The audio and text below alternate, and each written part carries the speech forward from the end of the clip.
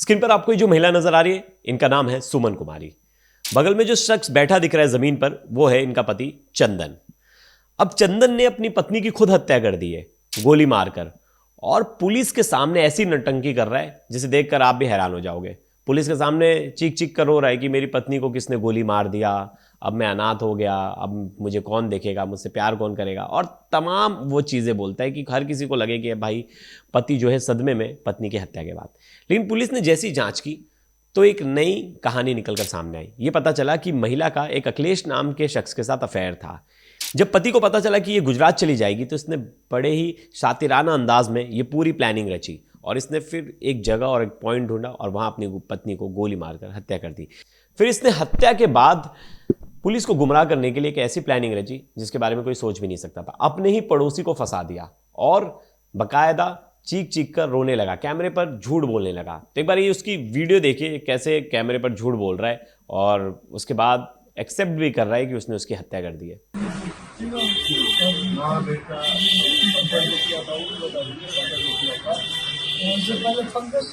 ये चंदन की वीडियो थी। अब चंदन सलाखों के पीछे है, लेकिन इन सब के पीछे एक मर्डर मिस्ट्री है और वो मर्डर मिस्ट्री हम इस वीडियो में डिस्कस करेंगे। लास्ट तक इस वीडियो में बने रहिएगा।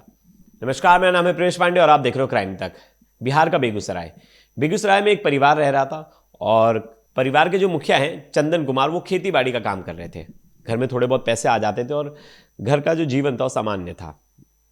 अब ऐसे में उनकी पत्नी जो है, उनके पास घर का काम करने के अलावा कुछ था नहीं, तो उन्होंने हाल फिलहाल में इंस्टाग्राम ज्वाइन किया था। अब इंस्टाग्राम पे आने के बाद उन्होंने देखा कि बहुत सारे लोग रील्स बनाते हैं और कोई कुछ भी कंटेंट दिखा रहा है, कोई अपने घर की बातें बता रहा है, कोई गानों पर रील बना रहा है। तो सोचा कि टाइम पास करने के लिए जो उनकी पत्नी है सुमन, उन्होंने भी रील बनाना शुरू कर दिया। उनकी उम्र 32 साल है सुमन की, और जो उनके पति है उनकी उम्र है 42 साल। अब ऐसे में एज डिफरेंस भी काफ़ी था दोनों के बीच में और दोनों के 2 बच्चे भी हैं।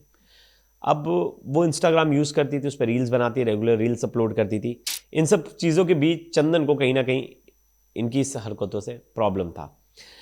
वो कहती थी कि मेरा टाइम पास नहीं होता इसलिए मैं रील बनाती हूँ। अब धीरे धीरे दोनों के बीच में डिफरेंस आने शुरू हो गए। अब अचानक से एक दिन दोनों प्लान करते कि हम मंदिर जाते, मंदिर दर्शन करके आते, और दोनों घर से निकलते हैं एक बाइक पर। उनके दोनों बच्चे भी साथ होते हैं। बीच रास्ते में सुमन उन्हें कहती है अपने पति को कि रुक जाओ, मुझे वॉशरूम जाना है। तो वो रास्ते में रुका देते गाड़ी, और जैसे ही वो थोड़ी दूरी पर आगे बढ़ती है तब तक पीछे से 2 बाइक सवार आते हैं और अंधाधुंध फायरिंग जो है सुमन पर कर देते हैं।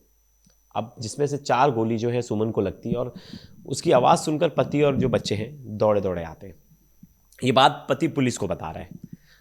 अब जब पुलिस वहाँ वो पहुँचता है तो देखता है कि उसकी पत्नी को किसी ने गोली मार दी और वो लहूलुहान है। और वो जाते समय जब वो बदमाश गोली मार कर निकल रहे थे तो उसने बताया कि मैंने पीछे से चेहरा देखा, वो जो गोली चलाने वाला शख्स था वो दीपक था और दीपक उनका पड़ोसी था।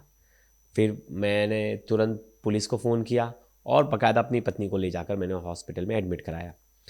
अब पुलिस जब पोस्टमार्टम के लिए डेड बॉडी को लेकर पहुंची और पुलिस ने ज़्यादा जानकारी के लिए जो उनके पति उन्हें बुलाया और बोला कि कौन था, तो बोला मेरे पड़ोसी है दीपक, उसने मेरी पत्नी की हत्या कर दी।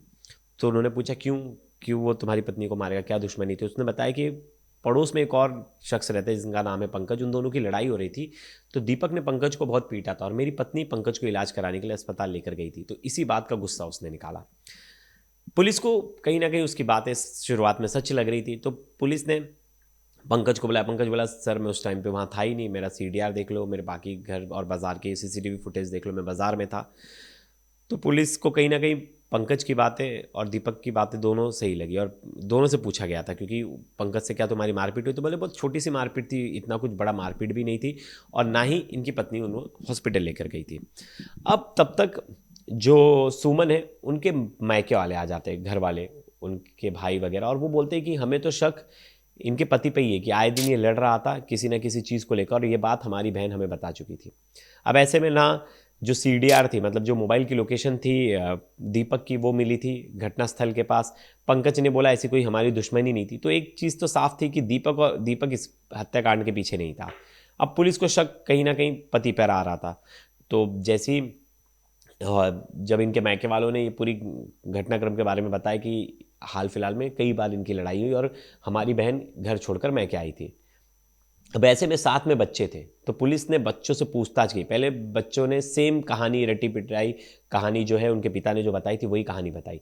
इसके बाद जब पुलिस ने देखा कि सब में सेम सिमिलैरिटीज़ हैं, कहीं भी थोड़ा भी आगे पीछे कोई चीज़ें नहीं है, तो पुलिस समझ गई कि ये एक स्टोरी टेलिंग है।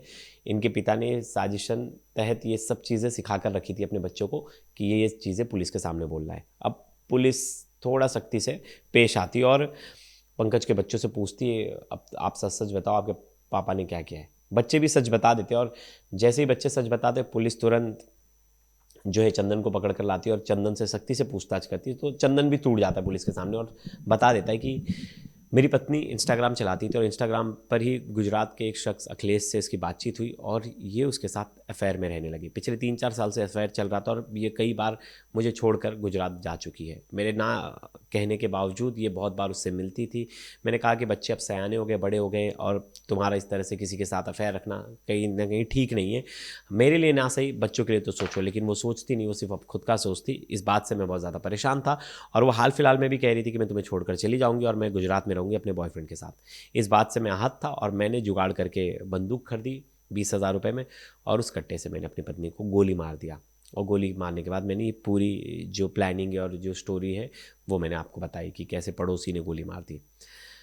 ये इसने ये भी मेंशन किया कि मैं पिछले 3 साल से पहली बार जब इसने इंस्टाग्राम पर मैंने देखा इसके मैसेज और ये लोग गंदी चैटें कर रहे थे, गंदी बातें करते थे, उस चीज़ों से मैं बहुत ज़्यादा आहत हो चुका था। लेकिन बच्चे छोटे थे, नहीं तो मैं इसे 3 साल पहले ही मार देता।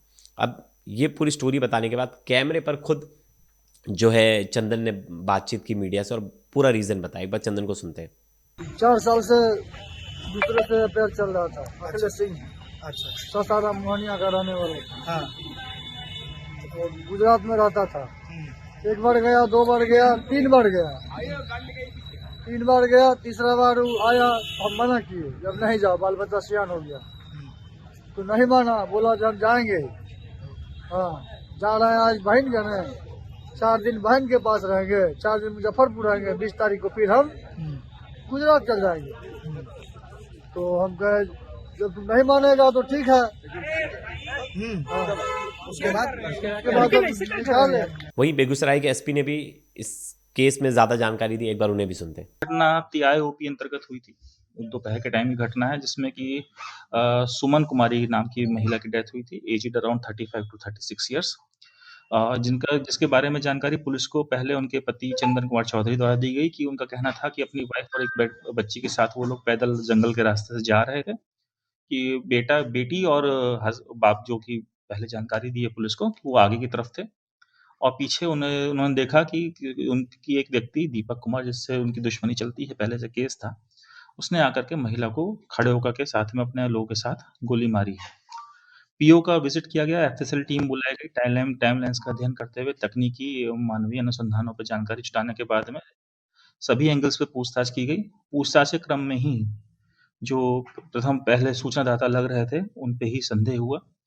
मृतिका के जो परिवार पक्ष था उनसे भी कुछ जानकारी हम लोगों को मिली और बाद में पूछताछ के क्रम में ये बात जानकारी है कि मृतिका को उनके पति के द्वारा ही मारा गया है और जिनके बीच में संबंध मधुर नहीं था और शक की नज़र से वो अपनी वाइफ को देखते थे। उनके पास से भी हत्या में प्रयुक्त हथियार, गोलियां बरामद कर ली गई हैं। अनुसंधान आगे चल। तो ये थी चंदन की स्टोरी। चंदन की शादी पिछले 12 साल से सही से चल रही थी, लेकिन हाल फिलहाल में 3 साल से उनकी लाइफ में एक ऐसा टर्न आया जो कि मर्डर की दहलीज तक पहुंच गया।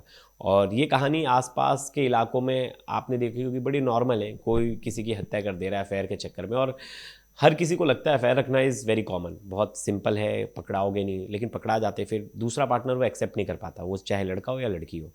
अब उन सब चीज़ों से उभरने के लिए वो ना कानून का साथ लेता है कि भाई डिवोर्स ले ले, पुलिस के पास चले जाए और अलग हो जाए, ना वो कानून की हेल्प लेने के लिए सोचता है। वो सोचता है कि इसका सॉल्यूशन मैं खुद ही करूँगा और वो अपने ईगो को आगे रखता है। और ऐसे में जब आपका ईगो आपके प्यार मोहब्बत में आगे हो तब इस तरह के क्राइम होना बहुत लाजमी है। और यही कहानी चंदन के साथ देखने को मिली।